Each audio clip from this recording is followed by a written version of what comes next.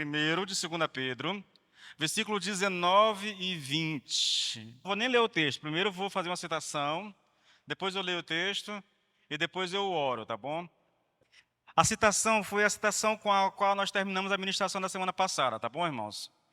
O que me torna cristão é crer e aceitar o testemunho de que Jesus é o Filho unigênito de Deus, que ele nasceu de uma virgem, chamada Maria, que ele nasceu de maneira miraculosa e que ele operou milagres, que ele foi transfigurado naquele monte, que ele fez coisas que o homem nunca fez, que ele morreu na cruz pelos pecados dos homens, que ele ressuscitou e deixou o túmulo, que ele ascendeu ao céu. Aí nós finalizamos dizendo: ou eu aceito essas coisas como fatos, ou então eu digo que eles não passam de fábulas e invenções. Queridos, nós estamos trabalhando, irmãos, aqui, olha, você não tem noção da importância do assunto que nós temos tratado como igreja, tá? É algo assim, irmãos, muito, muito necessário hoje, porque não adianta, eu venho dizendo a vocês, não adianta dizer eu sou crente.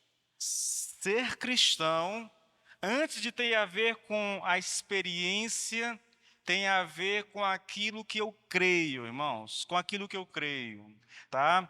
E outra coisa, só antes de ler o texto ainda, essa fé, essa crença no Senhor, ela é sim uma crença intelectual, tá bom? É uma crença cognitiva, mas não é só isso.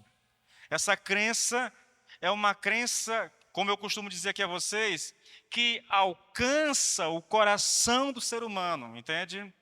É uma crença que muda quem somos, que transforma quem somos. Bom, dito isto, vamos ler o texto. Versículo 19. Assim, temos ainda mais segura a palavra profética, e vocês fazem bem em dar atenção a ela como a uma luz que brilha em lugar escuro, até que o dia clareie e a estrela da alva nasça no coração de vocês. Primeiramente, porém, saibam que nenhuma profecia da Escritura provém de interpretação pessoal, porque nunca, jamais, qualquer profecia foi dada por vontade humana. Entretanto, homens falaram da parte de Deus, movidos pelo Espírito Santo. Pai, nós te louvamos, Pai. Nós te bendizemos, Pai. Nós te damos graças. O Senhor está aqui, poder cultuar ao Senhor, poder te adorar, Senhor, livremente, Senhor, com todo o nosso ser. É um privilégio muito grande, Senhor. Poder ouvir a Tua palavra, Senhor, de maneira tão livre, tão abençoadora, Pai, é um privilégio muito grande, Senhor. E eu louvo ao Senhor, Pai, porque o Senhor nos permite viver essa realidade. Mas, ao mesmo tempo, Senhor, eu oro a Ti, e eu peço a Ti que o Senhor abra o nosso entendimento, meu Deus. Assim como o Senhor fez com Lídia, lá na cidade de Filipos. Enquanto Paulo pregava, a Bíblia diz que o Espírito Santo abriu o coração dela, abriu o entendimento dela, para que ela compreendesse aquilo que estava sendo dito. E porque ela compreendeu, Senhor, ela foi salva.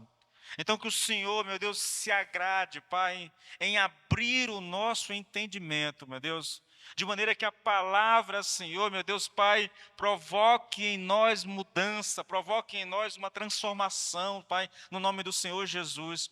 Que a palavra faça de nós, Senhor, homens e mulheres de Deus, homens e mulheres consagrados ao Senhor, no nome de Jesus, Pai, no nome de Jesus.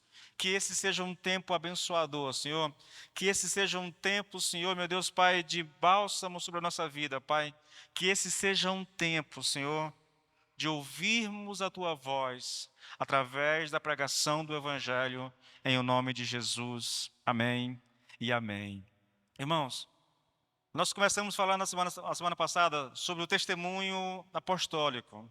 Hoje nós vamos falar sobre o testemunho profético. São as duas maneiras, irmãos, que Pedro justifica a sua pregação e ao mesmo tempo refuta ali aqueles falsos mestres que estavam, queridos, acusando Pedro de ensinar uma coisa completamente estranha, entendeu? De ensinar algo que não era verdadeiro. E Pedro responde dizendo assim: não, não, não. Nós somos testemunhas vivas, oculares de Cristo, do que ele fez, do que ele disse. Mais ainda, né? Nós somos testemunha de que a palavra profética, as profecias a respeito de Jesus, todas elas se cumpriram da forma como descrito. A semana que vem nós vamos tirar um bom tempo para nós olharmos um pouco dessas profecias, irmãos. Olha, querido, eu sei, a gente se acostuma com esse negócio de ser crente, né? A gente se acostuma a olhar um texto bíblico, uma profecia dada, por exemplo, Jacó está lá no Egito. Olha, irmão, Jacó no Egito. Prestes a morrer, ele chama os filhos para abençoar os filhos. E quando ele vai abençoar Judá, irmãos, a bênção que ele dá a Judá, irmãos, já traz algo muito claro a respeito de Jesus. É uma coisa impressionante. Nós vamos ver isso em detalhes na semana que vem, entendeu? A pergunta é como que aquele homem idoso, quase já cego, entendeu? Com mais de 100 anos de idade, vivendo no Egito, poderia, irmãos, dar uma palavra naquele sentido com tanta exatidão. O cajado estará nas tuas mãos, na tua descendência, né? Falando de liderança, de onde viria o Messias. É uma coisa impressionante, irmãos.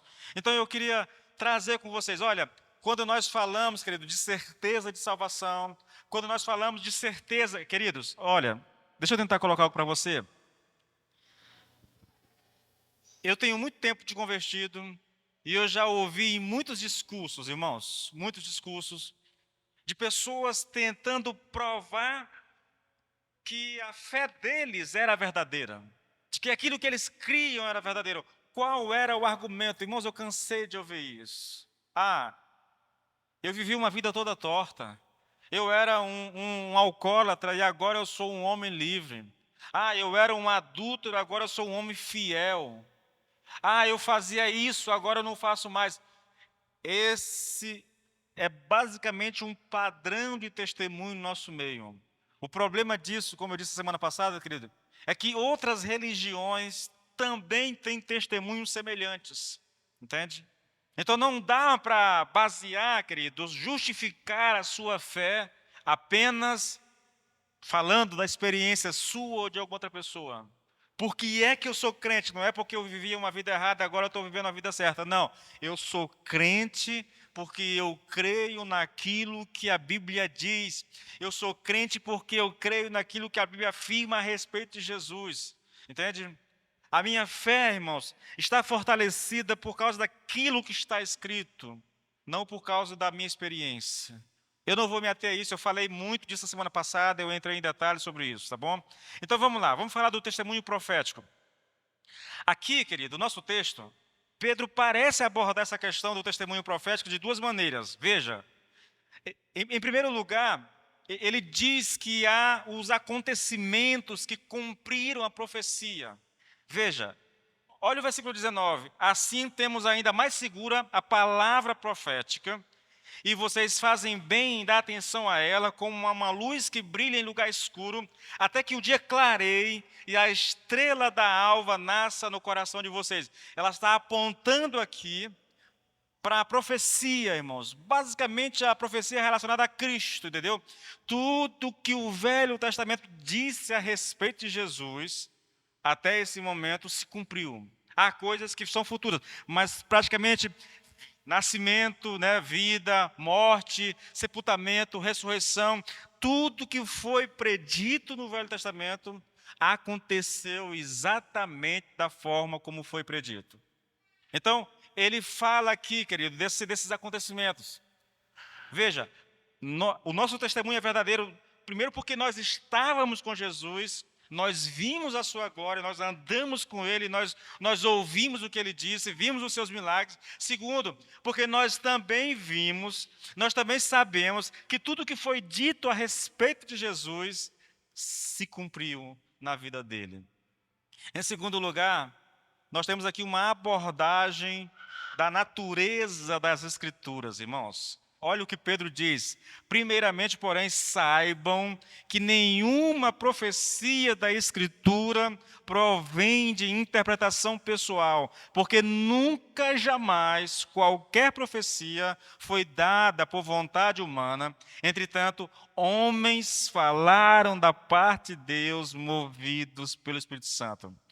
Observe, querido, Pedro aqui, ele não se restringe a apenas à natureza da profecia em si, mas fala da natureza das Escrituras de maneira em geral. Ele diz, nenhuma profecia da Escritura, ele aponta para a Escritura, entendeu?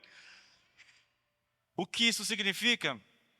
Significa que o que é verdade a respeito da profecia também é verdade a respeito das Escrituras. Aí eu cito um texto para você muito interessante, muito conhecido nosso, que é 2 Timóteo 3,16. Toda a Escritura é inspirada por Deus e proveitosa para ministrar a verdade, para repreender o mal, para corrigir os erros e para ensinar a maneira certa de viver. Bom, é só as observações iniciais. Nós vamos começar essa ministração, querido, de maneira. Nós vamos começar do final para o começo, tá bom? Nós vamos começar abordando aqui a questão da natureza da profecia e das Escrituras, tá? E nós vamos fazer isso levantando um questionamento, irmãos. Vamos começar com isso, tá bom? O que Pedro quis dizer quando afirmou que nenhuma profecia da Escritura é de particular interpretação? Irmãos, uma das coisas que eu gosto no estudo da Bíblia é entender aquilo que os autores dizem, tá? É lógico, depois tem a aplicação e tudo, mas enquanto eu não sei o que o autor está dizendo, eu não me sinto confortável para ministrar, entendeu? Então eu quero trabalhar contigo, porque nós vamos basicamente centrar nisso aqui hoje, tá bom? Olha o texto mais uma vez, vamos lá, vamos ler o texto mais uma vez? Primeiramente, porém, saibam que nenhuma profecia da Escritura provém de interpretação pessoal. Isso aqui depende muito da sua tradução, tá? Isso eu vou ler aqui em outras traduções, você vai ver isso aí. Agora veja o versículo 21. Porque nunca jamais qualquer profecia foi dada por vontade humana, entretanto, homens falaram da parte de Deus, movidos pelo Espírito Santo. Nenhuma profecia da Escritura, irmãos, é de origem humana. Eu estou adiantando aqui a interpretação, né? Então, olha só. Quando nós pensamos nisso, querido, existem algumas linhas, irmãos, é bom que a gente saiba, querido, o que é dito a respeito. Por exemplo, esse é um dos assuntos muito debatido e muito importante para que o nosso entendimento seja clareado a respeito do que Pedro está dizendo aqui, entendeu? Então, existem algumas linhas de interpretação a respeito dessa questão que eu vou colocar para vocês, para conhecimento de vocês, tá bom? Então, essas linhas de interpretação é uma tentativa de entender o que Pedro quer dizer aqui, tá bom? A primeira interpretação que eu tenho aqui é a católica romana, tá bom? É muito conhecida essa. O ensino católico, querido, é que o cristão, para eles, o entendimento desse texto é que o cristão não pode interpretar a Bíblia sozinho, tá? Ele não tem a capacidade de interpretar a Bíblia sem a ajuda da igreja. Na concepção católica, só a igreja detém o poder de entender corretamente as escrituras, e ela faz isso por meio dos concílios, dos cardeais e do Papa, tá?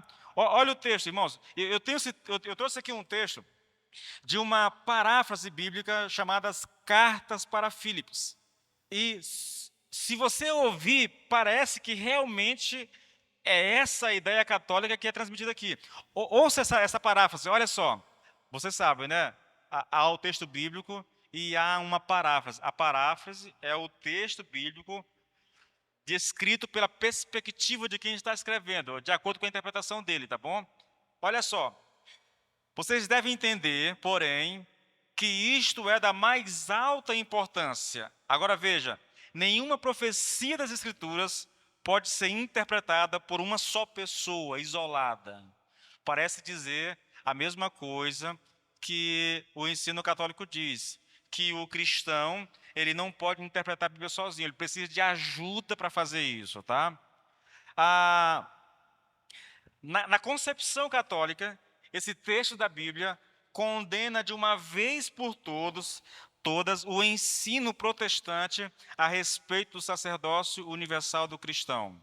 Olha, queridos, a igreja viveu mergulhada nesse tipo de ensino durante muitos anos. Aquilo que é conhecido na história como Idade das Trevas, entendeu?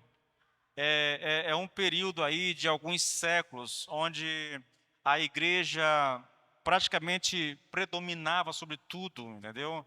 O conhecimento estava sob a tutela da igreja. Naquela época, querido, o cristão comum não poderia nem mesmo ler a Bíblia, entendeu? Foi com a reforma, lá com Lutero, que essa ideia de que há um sacerdócio, entendeu? Pessoal, né? Há um sacerdócio universal que todo cristão pode e deve ler a Bíblia e pode compreender as Escrituras. Isso fez com que essa tutela do catolicismo se rompesse, entendeu? Isso é história, irmãos, isso é história, tá? Eles ainda mantêm isso ainda, entendeu? Você pode ler, mas você não consegue entender sozinho. Você precisa de ajuda. É bem verdade, querido, que algumas pessoas realmente não conseguem entender sozinho, entendeu? Mas esse não é o ensino e não é isso que Pedro quer dizer com isso aqui, tá? A segunda forma de interpretar isso aqui, irmãos, é a seguinte. Na concepção dessas pessoas, o autor está dizendo aqui que nós não podemos interpretar uma profecia particular baseada nela mesma, na própria profecia. De acordo com essa ideia, a única maneira de interpretar a profecia é interpretá-la à luz de toda a profecia. Para os defensores dessa interpretação, é muito perigoso pegar uma profecia isolada e, a partir dela, criar uma doutrina ou mesmo um corpo de doutrinas. Veja, é isso que Pedro está dizendo aqui? Não, não é isso. Só que esse ponto de vista aqui, irmãos, traz uma verdade, entendeu? Nós não podemos pegar nenhuma profecia e nenhum texto isolado e, a partir dele, nós criarmos uma doutrina ou um corpo de doutrina, tá bom? Para essas pessoas, querido, a melhor forma de você abordar uma profecia é pegar uma profecia em particular e estudá-la em harmonia com as demais profecias, tá? A interpretação dessas pessoas desse texto é mais ou menos assim, olha, nenhuma profecia é ela própria de particular interpretação. É assim que eles entendem quando Pedro diz que nenhuma profecia da Escritura é de particular interpretação, entendeu? O entendimento é esse. Você não pode pegar uma profecia e, a partir dela, criar alguma coisa, uma doutrina ou um corpo de doutrina. Não, não. Você tem que pegar uma profecia e aí você vai harmonizar ela com as demais para depois você chegar a alguma conclusão. A terceira ponto de vista aqui é sobre aqueles que dizem, irmãos, que os próprios profetas eram incapazes de entender tudo o que eles diziam em suas próprias profecias. Ouça, irmãos, quando Pedro diz que nenhuma profecia da Escritura é de particular interpretação, algumas pessoas entendem que isso significa que os próprios profetas eram incapazes de entender tudo o que eles diziam em suas profecias. É verdade isso? É verdade, irmãos. É verdade. Olha 1 Pedro. 1 Pedro 3, 10 e 11. Olha o que Pedro diz aqui. Essa salvação foi algo que os profetas não compreenderam inteiramente.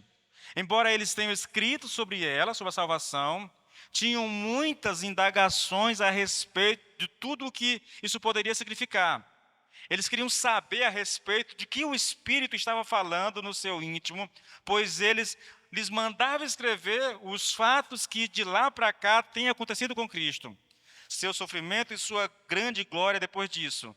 E eles queriam saber quando e a quem tudo isso, né, de quem estava falando, na verdade. E veja, o que Pedro está dizendo é o seguinte, olha, mesmo os apóstolos, mesmo os profetas, quando profetizavam de Cristo, eles não compreendiam bem o que estavam falando. Eles não sabiam de quem era que estava falando, eles não sabiam quando aquilo ia acontecer. Tentaram indagar, questionaram a Deus, mas foi dito, olha, não é para vocês. Eu vou falar sobre mais tarde sobre isso. Não é para vocês, isso aqui é para um tempo futuro, entendeu? Então eles não entendiam. Voltando, esse ponto de vista, essa ideia defendida aqui de que os próprios profetas nem sempre compreendiam aquilo que falavam, está correto. A pergunta que a gente faz é, mas é isso que Pedro quer dizer ao afirmar que nenhuma profecia da Escritura é de particular interpretação? E a resposta é, não, não é isso que ele quer dizer, tá, gente? Veja, o quarto ponto, irmãos, vamos lá. Há quem afirme que a profecia não é a sua própria interpretação e que ela não tem em si mesmo os elementos necessários para interpretá-la. Isso aqui é uma tentativa de responder à afirmação que Pedro faz de que nenhuma profecia é de particular interpretação. Aí a pessoa diz assim, olha, a profecia, ela não tem em si mesmo, o que ele está dizendo é isso, ó, o que Pedro está dizendo é o seguinte, a profecia não tem em si mesmo os elementos necessários para nós interpretarmos ela. Isso significa, querido, que a profecia, na concepção dessas pessoas, só poderia ser compreendida depois que os fatos profetizados tiverem acontecidos. Portanto, de acordo com esse raciocínio, não se pode interpretar uma profecia enquanto ela não for cumprida. Para algumas pessoas, era isso que Pedro estava dizendo. E por último, querido, para algumas pessoas, o entendimento era de que a profecia só pode ser compreendida mediante a iluminação do Espírito Santo. Irmãos, novamente, há uma verdade aqui, uma verdade bíblica, mas se você perguntar, é isso que Pedro está dizendo? A resposta é não, não é isso que ele está dizendo. Só que o que é dito aqui é verdade. Para esses defensores dessa ideia, nem mesmo os profetas compreendiam, e nem poderiam compreender a profecia sem a ajuda do Espírito Santo. Há um texto, e há uma versão desse texto que nós estamos lendo aqui, a nova tradução da linguagem de hoje, que parece confirmar. Irmãos, veja, isso aqui é uma tradução bíblica, tá? É a nova linguagem, a nova tradução na linguagem de hoje. Olha como é que o autor coloca, os autores dessa tradução colocam. Eles dizem assim, olha, acima de tudo, porém, lembrem-se disto. Ninguém pode explicar por si mesmo uma profecia das Escrituras. O que o texto está querendo dizer? Você precisa de ajuda para explicar. Os autores dessa teoria que eu citei para vocês dizem assim, você precisa do Espírito Santo para poder compreender a profecia. Bom, quase todas essas linhas, querido, têm um fundo de verdade naquilo que eles dizem, entendeu? A única que realmente foge completamente da ideia aqui é o ensino católico a respeito de que o crente não pode interpretar a Bíblia sozinho, entendeu? Não há como. Pedro está dizendo assim, olha, não tem como o crente interpretar a Bíblia sozinho. Isso não é verdade, tá bom? De forma alguma. Bom, voltando para o texto, irmãos. Isso aqui é só para você tentar entender, irmãos. São tentativas ao longo da história de se compreender o que Pedro está ensinando aqui. Eu coloquei aqueles que são os mais conhecidos. Existem outras, mas esses são os mais conhecidos, tá bom? Agora vamos ler o texto mais uma vez, que ele fique bem gravado. Eu vou usar aqui o que Nicodemos disse, né? O único momento da palavra em que de fato Deus está falando com as pessoas é quando o texto bíblico é lido. Então vamos ler o texto, tá bom? Versículo 20 do capítulo 1 de 2 Pedro. Sabendo primeiramente isto, que nenhuma profecia da Escritura é de particular interpretação. Meu Deus, o que ele quer dizer com isso, né? Porque a profecia nunca foi produzida por vontade humana, né, ou de algum homem, mas os homens santos de Deus falaram, inspirados pelo Espírito Santo. Irmãos, antes eu queria chamar você para observar duas questões aqui, antes de nós continuarmos. Essas questões, elas vão lançar mais luz sobre o significado do que Pedro está dizendo. A primeira questão aqui é a palavra porquê. Por quê? No início do versículo 21. O porquê aqui, irmãos, eu estava hoje, minha esposa estava ensinando as minhas filhas hoje, né? E elas tinham que escrever lá a palavra porquê. E a minha esposa já perguntou logo, por quê? Da forma como vocês vão colocar aí, se escreve como? Separado ou juntos? Ah, mãe, é separada. Por quê? Porque está respondendo alguma coisa, né? Então, o porquê quando vem junto, ele está respondendo alguma coisa, entendeu? Ele está explicando alguma coisa. Então, a palavra porquê no início do versículo 21 aponta para uma explicação. A ideia, querido, aqui, é que o versículo 21 está explicando o que Pedro tinha acabado de falar. O que foi que ele acabou de falar? Ele disse que nenhuma profecia da Escritura é de particular interpretação. Bom, ele diz isso, e no versículo 21 ele vai explicar por que a profecia nunca foi produzida por vontade de homem algum. Tá? A segunda questão que eu chamo sua atenção aqui, é o verbozinho é. É. Nenhuma profecia é de particular interpretação. Essa palavra, irmãos, tem um significado diferente no grego. No grego, a palavra significa surge, ou se origina, ou ainda vem à existência. Agora, veja, lendo com o sentido grego, o sentido original do grego, sabendo isto, que nenhuma profecia da Escritura origina-se ou surge como resultado de alguma particular interpretação. O texto começa a fazer um pouco mais de sentido, tá bom? Nós vamos explorar isso, irmãos. Nós vamos explorar isso, tá? O Lloyd Jones pega isso e ele, por causa do sentido da palavra, ele faz uma paráfrase, uma interpretação livre desse texto. E na interpretação dele fica assim um texto, olha, sabendo primeiramente isto, que nenhuma profecia da Escritura origina-se no entendimento que o profeta tem pessoalmente das coisas. E aqui, querido, nós temos a explicação básica do que Pedro quis dizer lá, entendeu? E por que não se origina no entendimento do profeta? Porque nenhuma profecia, porque nunca, jamais, qualquer profecia foi dada por vontade humana. É por isso que a profecia não tem a sua origem no entendimento do homem, entendeu? Do profeta. É porque nunca, jamais, qualquer profecia foi dada por vontade humana. Aí ele acrescenta um detalhe: entretanto, homens falaram da parte de Deus, movidos pelo Espírito Santo. Queridos, eu queria que você não perdesse de vista uma coisa. Pedro aqui, ele está refutando não apenas os falsos mestres, mas também, querido, ele está trabalhando com esse texto para consolidar a fé das pessoas a quem ele está escrevendo.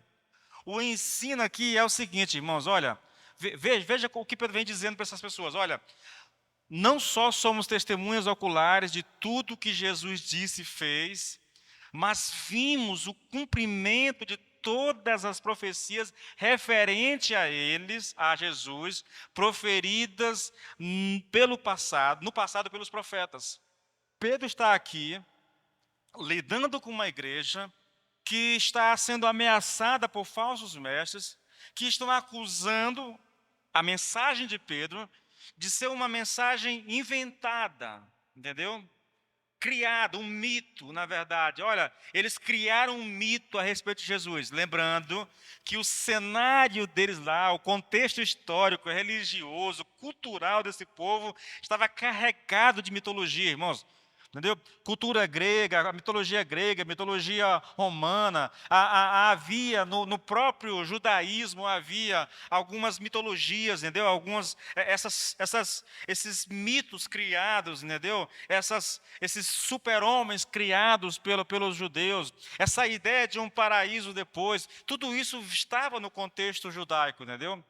Olha, na verdade, eu acho que não só os judeus, mas os povos de maneira geral, mas principalmente os judeus, quando eles estavam, querido, numa situação muito calamitosa, aparecia um tipo de apocalipse judeu, né, judaico, onde se descrevia um tempo maravilhoso de bênção, entendeu? De paz. Aquilo ajudava as pessoas naquele momento de tristeza, de dor, entendeu? Então, apareceram muitos livros dentro do judaísmo com esse tipo de apocalipse. Há muitos apocalipses no Velho Testamento, irmãos, assim como há muitos no Novo Testamento, entendeu? O judeu é muito dado a isso. Há muitos livros a respeito de Jesus, contando partes da infância de Jesus, dos milagres que ele fazia. O exemplo disso é o Evangelho de Tomé, entendeu? Eu li algumas histórias, irmãos, mas é cada história assim meio que escabrosa a respeito de Cristo, entendeu? Porque as pessoas fantasiavam em torno de Cristo. Então, os falsos mestres pegavam todo esse contexto e diziam assim: olha, a mensagem desses homens é falsa, é mitologia, entende? São fábulas inventadas por ele, não há verdade. E Pedro está dizendo: não, não, não, não, não. A nossa mensagem é fruto do que nós vimos. Nós somos testemunhas oculares de Jesus. Nós andamos com Ele, nós vimos os milagres, nós ouvimos os discursos. Mais ainda, nós vimos a glória dele lá no monte. Isso tudo está aqui nos versículos anteriores. E agora Pedro traz um detalhe a mais, né? Ele diz assim: olha, nós também presenciamos, nós também contemplamos o cumprimento das profecias do Velho Testamento a respeito de Jesus. Aconteceram nele. E semana que vem nós vamos olhar um pouco essa questão, querido, das profecias, tá? Então, vamos tentar entender aqui o texto. Irmãos, tudo isso para que você compreenda bem o que está sendo dito. Vou ler o 19 mais uma vez. Olha só. Assim, temos ainda mais segura a palavra profética, e vocês fazem bem em dar atenção a ela, como a uma luz que brilha em lugar escuro, até que o dia clareie e a estrela da alva nasça no coração de vocês. Pergunta, irmãos, por que nós devemos prestar atenção na palavra profética? Por que devemos meditar nela? Por que devo basear a minha vida nela? E a resposta é porque esta profecia foi cumprida na encarnação e, além disso, a profecia não é mero registro da meditação, do pensamento, do entendimento e do discernimento do homem. Em outras palavras, a profecia não é a exposição de ideias humanas. Por isso que Pedro diz: acima de tudo, saibam que nenhuma profecia das Escrituras surgiu do entendimento do próprio profeta. Eles não falaram por vontade própria. Não falaram porque tiveram uma ideia e resolveram escrever sobre isso. Pensaram sobre o futuro e resolveram escrever. Não, não, não. Nunca, jamais, qualquer profecia foi dada por vontade humana. Entretanto, homens falaram da parte de Deus, movidos pelo Espírito Santo. A palavra movidos aqui, irmãos. Irmãos, como algumas palavras são importantes no texto, né? Ela significa dirigidos, conduzidos, carregados ou então levados. Essa palavra, querido, ela aparece em Atos 27. Atos 27. A partir do 14, Lucas escreve uma experiência de Paulo. Eu vou narrar para você e vou ler ela aqui para você perceber. O sentido é o mesmo que é usado por Lucas aqui, a palavra movidos. Ela tem um sentido de levado, irmão, de arrastado, tá bom? Olha só isso, querido, olha.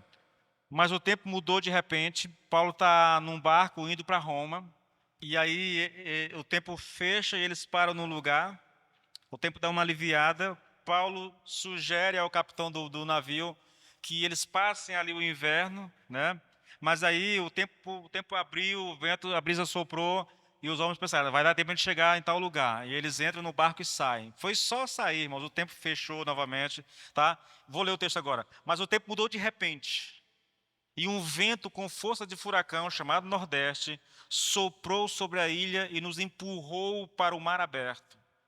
Como os marinheiros não conseguiam manobrar o navio para ficar de frente para o vento, desistiram e deixaram que ele fosse levado, arrastado pela tempestade, né? Veja, irmãos, ouça mais uma vez. Mas homens falaram da parte de Deus, arrastados pelo Espírito, dirigidos, levados pelo Espírito. Dá a ideia, querido, de que não havia no homem em si nenhuma ideia de escrever a respeito de alguma coisa. Foi o Espírito que veio e levou, arrastou, inspirou, na verdade, aqueles homens a escrever o que eles escreveram. Vou colocar dessa forma, é como se os profetas na mão do Espírito fosse como um barco à deriva, levado pelo vento, arrastado pelo vento, entendeu? Eu digo isso, mas com uma certa ressalva, porque senão vai dar a entender de que os profetas eram uma espécie de Chico Xavier, né? A brincadeira, né? Na mão aqui, começar. Não, não era isso. Não é inspiração mecânica, irmãos. Não é isso, tá bom? É só para vocês entenderem a dinâmica do Espírito na entrega da profecia, da palavra que é liberada, tá? Irmãos, não são poucos os críticos, não importa se eles são ímpios, e por incrível que pareça, irmãos, há até quem diga ser cristão que não acreditam na inspiração divina das Escrituras, entendeu? Para essas pessoas, irmãos, as Escrituras, principalmente o Velho Testamento, são apenas frutos da mente humana. O que Pedro está colocando aqui, querido, para aquela igreja é o seguinte: nem o Velho Testamento, nem o que nós estamos ensinando é fruto da mente humana. Não foi o homem que redigiu as Escrituras. Não foi o homem com a sua capacidade que escreveram esses livros. Não pode. Há um movimento chamado alta crítica. Eu sei que nós vivemos uma realidade que vocês não conhecem. Talvez, se você ouvem aí o Nicodemos, vocês ouçam falar de alta crítica, mas fora disso, provavelmente vocês nunca vão ouvir falar sobre essa questão. Mas há um movimento muito abrangente nas grandes cidades, nos Estados Unidos, na Europa, que tem minado, querido, a fé da igreja. Essas pessoas vêm e dizem assim: olha, não há profecia. Esses livros foram escritos depois dos fatos. É por isso que, né, aí dizem que quem escreveu, escreveu como se estivesse lá antes dos fatos e escreveu como se estivesse prevendo isso para ganhar autoridade, credibilidade, entendeu? Esse é um movimento chamado alta crítica, irmãos. Não creem na inspiração, não creem na profecia, nessa previsão, entendeu? Daniel, claro, 400, 500 anos antes de Cristo, prevê, escreve em detalhes sobre a vinda de Jesus, o tempo, o que vai acontecer naquele tempo, entendeu? Eles não acreditam nisso, de forma alguma.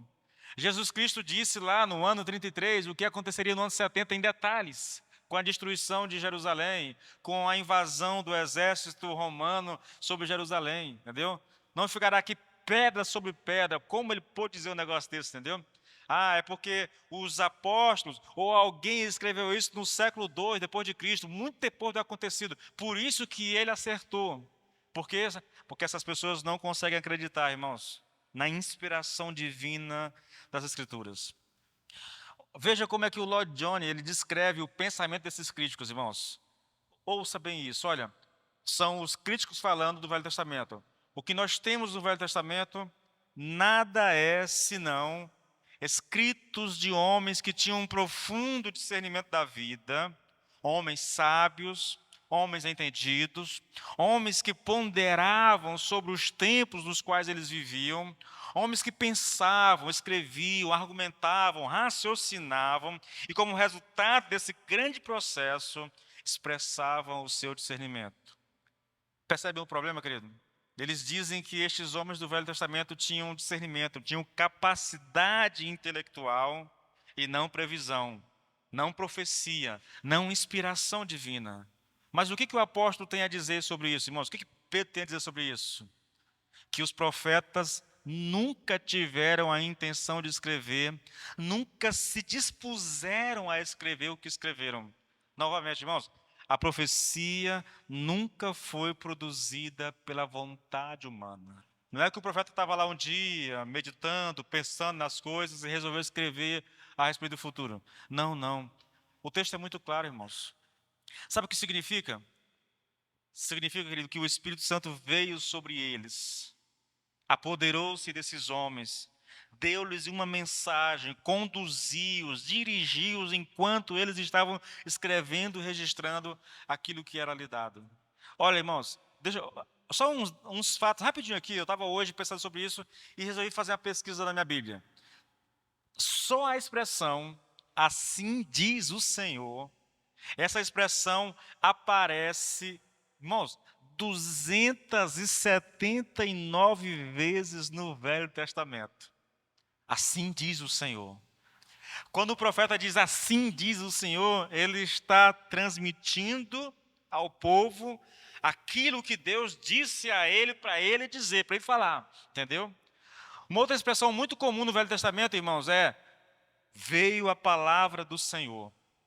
Essa expressão ocorre 41 vezes no Velho Testamento. Deixa eu dar exemplos aqui. Isaías 38:4 diz assim, olha, então veio a palavra do Senhor a Isaías dizendo.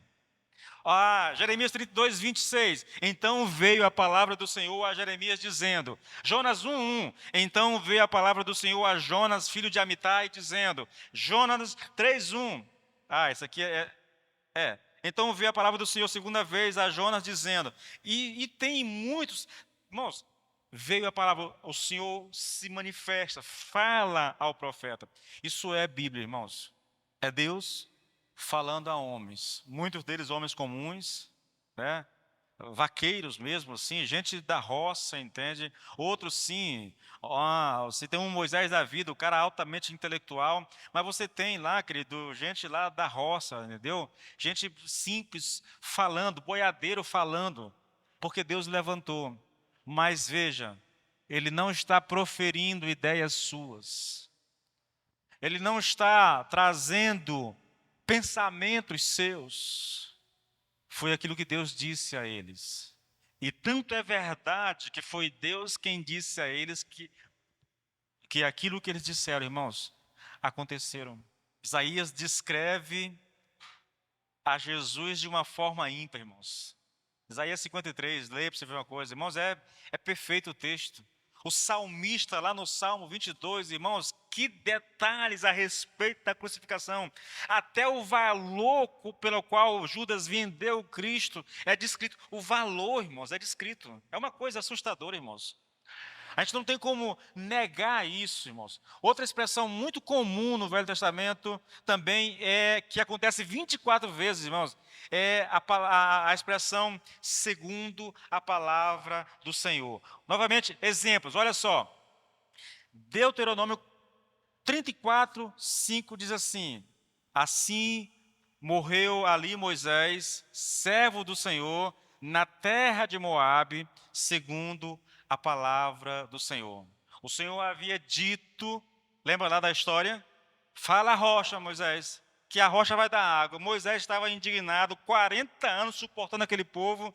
Ele estava com tanta raiva que ele chamou o povo e bateu na rocha.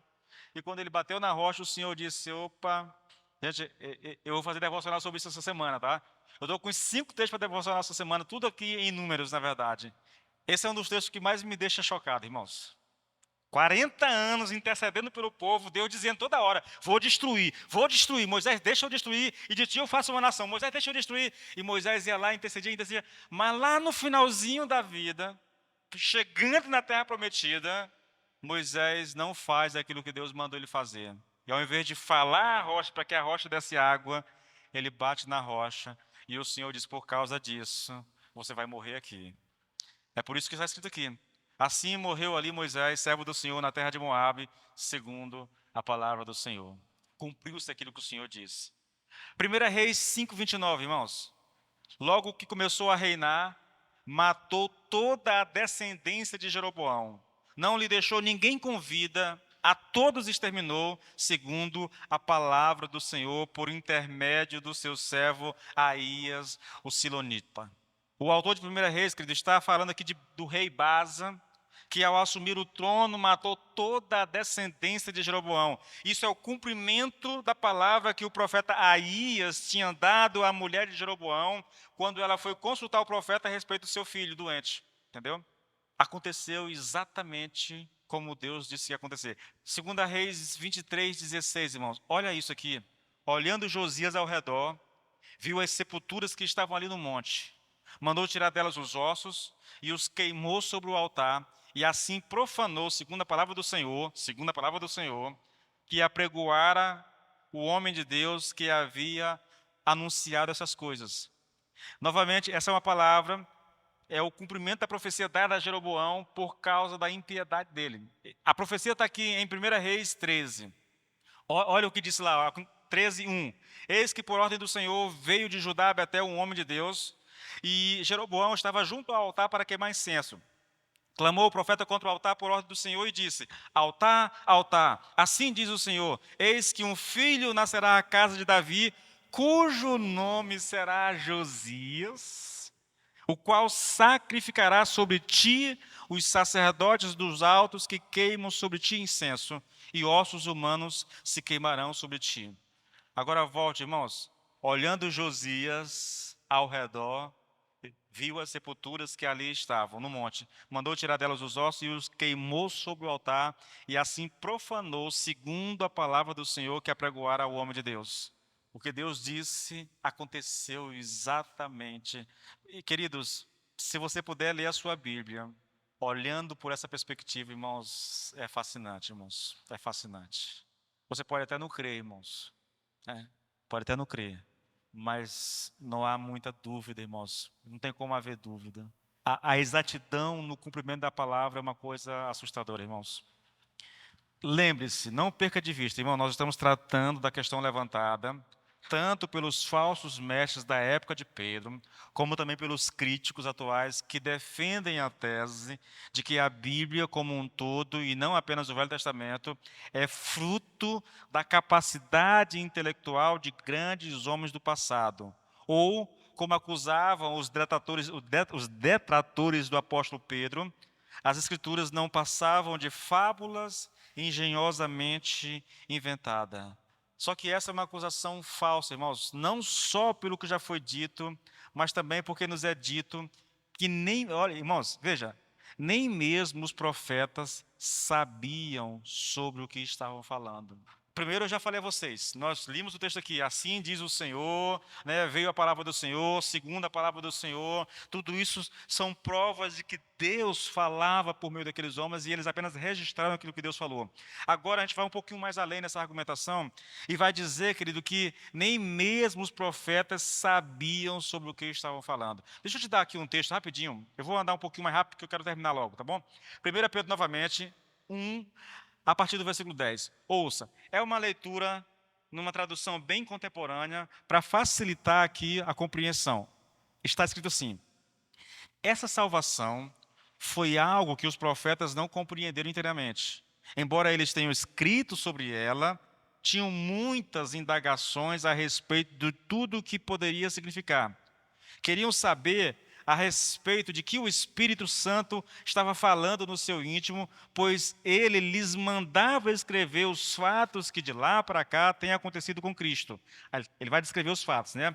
Seu sofrimento e sua grande glória depois disso. E eles queriam saber a quem tudo isso iria acontecer.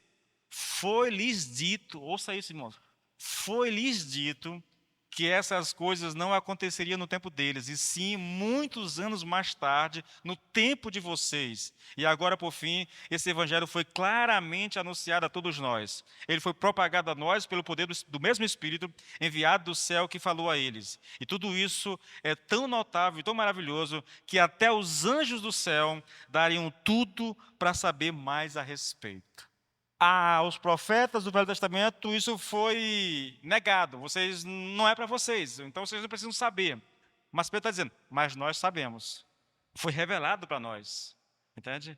É por isso que nós estamos anunciando o Evangelho. É por isso que Pedro está dizendo assim, olha, o que nós estamos falando não é alguma coisa inventada por nós estamos falando daquilo que nós vimos.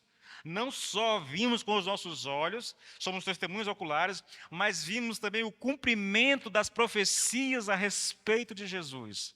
Tá?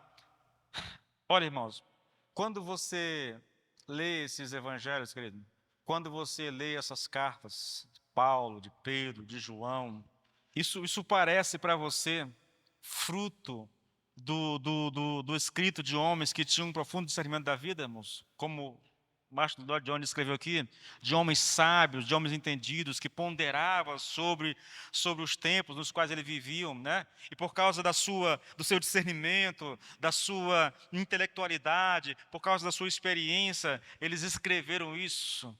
A resposta vocês sabem, né? Isso tudo parece fruto, irmãos, da capacidade intelectual de algum profeta?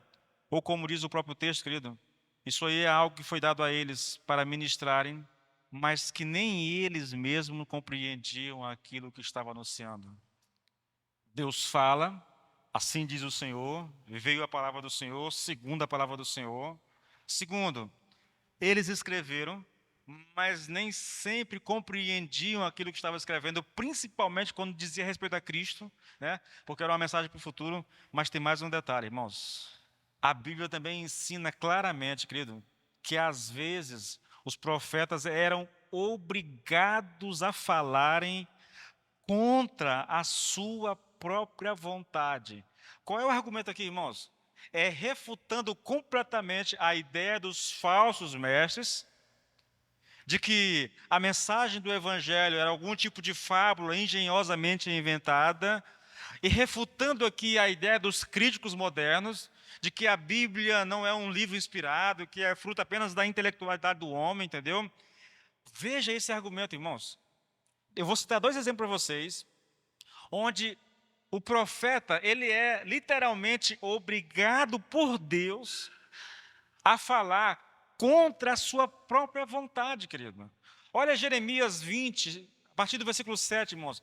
Acompanhe comigo, por favor. Novamente, eu estou lendo aqui numa tradução bem contemporânea para facilitar aquilo que você vai ouvir, tá bom? Ouça isso, irmãos. Ó Senhor, o Senhor me convenceu a ser profeta. É a linguagem bem contemporânea, tá? O Senhor me convenceu a ser profeta e eu aceitei pensando que seria protegido.